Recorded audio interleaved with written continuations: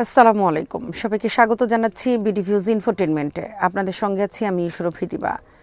ইরানে চীনের YLC-8B stealth detection radar সরবরাহের খবর সাম্প্রতিক সময়ে আঞ্চলিক ও আন্তর্জাতিক নিরাপত্তা বিশ্লেষণে নতুন মাত্রা যোগ করেছে।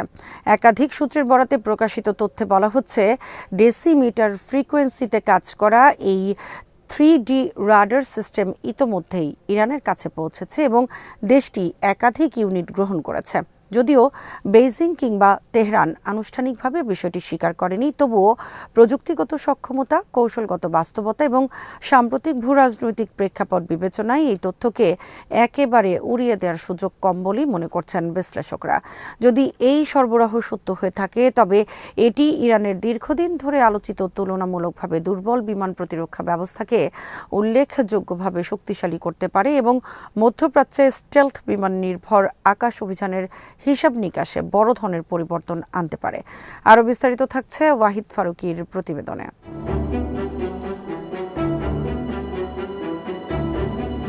YLC-8B মূলত একটি দীর্ঘ পাল্লার আগাম সতর্কতা ও স্টেলথ ডিটেকশন রাডার, যা ডেসিমিটার ব্যান্ডে কাজ করে। এই ফ্রিকোয়েন্সির বিশেষত্ব হল এখানে ব্যবহৃত তরঙ্গ দৈর্ঘ্য অপেক্ষাকৃত বড় হওয়ায় আধুনিক স্টেলথ বিমানের আকৃতি ও রাডার শোষণকারী উপাদানগুলোর কার্যকারিতা অনেকাংশে কমে যায়। যুক্তরাষ্ট্রের পঞ্চম প্রজন্মের F-35 বা কৌশলগত বোমারু বিমান B-2 স্প্রিট মূলত উচ্চ ফ্রিকোয়েন্সির ফায়ার কন্ট্রোল রাডার এড়ানোর জন্য ডিজাইন করা, কিন্তু ডেসিমিটার ব্যান্ডে বিমানটির বিভিন্ন প্রান্ত, কাঠামোগত কোণ এবং অভ্যন্তরীণ অংশে রেজোনেন্স তৈরি করতে পারে, ফলে রাডারে প্রতিফলন বেড়ে যায়। এই কারণেই YLC-8B এর মতো রাডারকে স্টেলথ বিরোধী সেন্সরের একটি গুরুত্বপূর্ণ উদাহরণ হিসেবে দেখা হয়।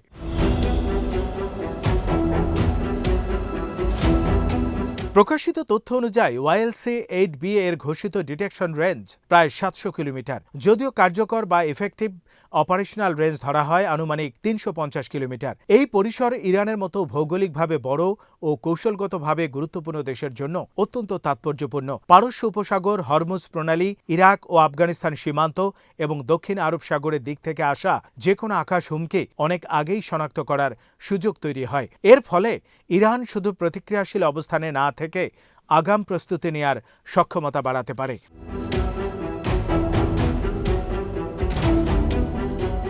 ইরানের বিমান প্রতিরক্ষা ব্যবস্থাকে দীর্ঘদিন ধরেই পশ্চিমা বিশ্লেষকরা সমালোচনা করে আসছেন। দেশটির কাছে আধুনিক যুদ্ধবিমান কম, AWACS সক্ষমতা সীমিত এবং বহু রাডার ও ক্ষেপণাস্ত্র ব্যবস্থা পুরনো সোভিয়েত প্রযুক্তির উপর ভিত্তি করে তৈরি। তবে এই মূল্যায়নের জন্য একটি দিকও রয়েছে। ইরান বছরের পর বছর ধরে নিষেধাজ্ঞার মধ্যে থেকেও নিজস্ব প্রতিরক্ষা শিল্প গড়ে তুলেছে এবং ধাপে ধাপে একটি স্তরভিত্তিক এয়ার ডিফেন্স নেটওয়ার্ক তৈরি করেছে। মাঝারি পাল্লার খোরদাদ 3, রাদ দীর্ঘ পাল্লার বাভার 373 এবং বিভিন্ন দেশেও আপগ্রেড করা রাডারের সমন্বয়ে একটি বিস্তৃত কিন্তু জটিল প্রতিরক্ষা কাঠামো দাঁড় করানো হয়েছে। সমস্যাটি ছিল মূলত আগাম সতর্কতা ও স্টেলথ টার্গেট শনাক্তের ক্ষেত্রে। YLC-8B এই জায়গাতেই একটি বড় শূন্যতা পূরণ করতে পারে।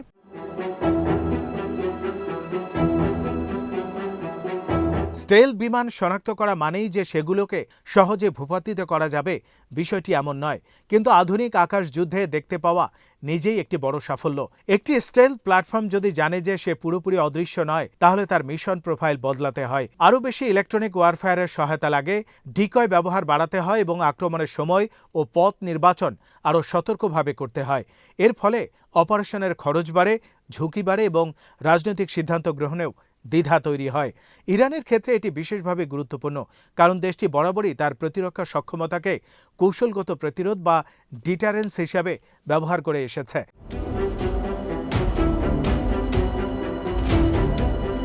সূত্রমতে ইরান একাধিক YLC-8B ইউনিট পেয়েছে। এটি যদি সত্য হয়, তবে রাডারগুলো একে অপরের সাথে নেটওয়ার্কড হয়ে কাজ করতে পারে, যা একক রাডারের সীমাবদ্ধতা অনেকটাই কাটিয়ে উঠতে সহায়তা করবে।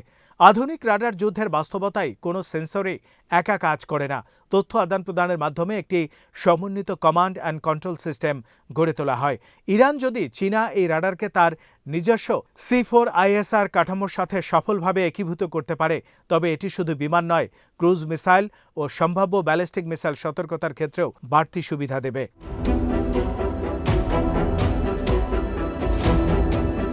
চীনের জন্য এই সরবরাহের কৌশলগত তাৎপর্যও কম নয়। বেইজিং মধ্যপ্রাচ্যে সরাসরি সামরিক জোটে না গিয়ে ধীরে ধীরে প্রতিরক্ষা প্রযুক্তি সরবরাহের মাধ্যমে প্রভাব বাড়াচ্ছে। ড্রোন, রাডার, ক্ষেপণাস্ত্র প্রযুক্তি সব ক্ষেত্রেই চীন নিজেকে একটি বিকল্প উৎস হিসেবে প্রতিষ্ঠা করতে চায়, বিশেষ করে এমন দেশগুলোর জন্য যারা পশ্চিমা নিষেধাজ্ঞার মুখে রয়েছে। ইরানে YLC-8B সরবরাহ মানে যুক্তরাষ্ট্রের স্টেলথ নির্ভর আকাশ আধিপত্যের বিরুদ্ধে একটি নীরব কিন্তু তাৎপর্যপূর্ণ বার্তা। একই সঙ্গে এটি চীনের নিজস্ব সামরিক দর্শনের প্রতিফলন, যেখানে স্টেলথ বনাম কাউন্টার স্টেলথ প্রযুক্তির প্রতিযোগিতাকে ভবিষ্যৎ যুদ্ধের কেন্দ্রবিন্দু হিসেবে দেখা হচ্ছে।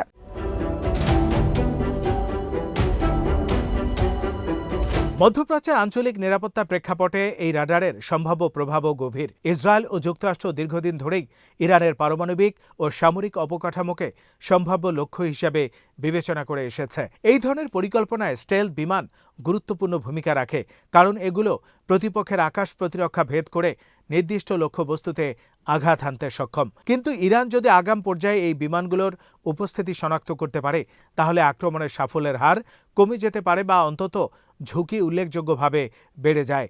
এর ফলে কৌশলগত সিদ্ধান্ত গ্রহণে নতুন হিসাব যোগ হয়।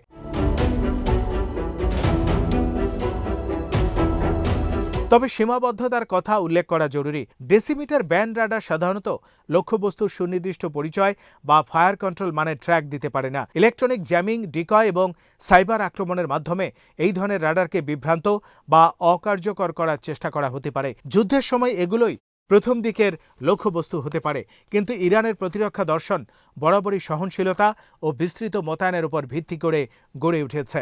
মোবাইল প্ল্যাটফর্ম, ভূগর্ভস্থ স্থাপনা এবং বিকেন্দ্রীভূত কমান্ড কাঠামো ব্যবহার করে দেশটি তার সেন্সর ও অস্ত্র ব্যবস্থাকে টিকিয়ে রাখার চেষ্টা করে। একাধিক YLC-8B থাকলে এই দর্শন আরও কার্যকর হতে পারে।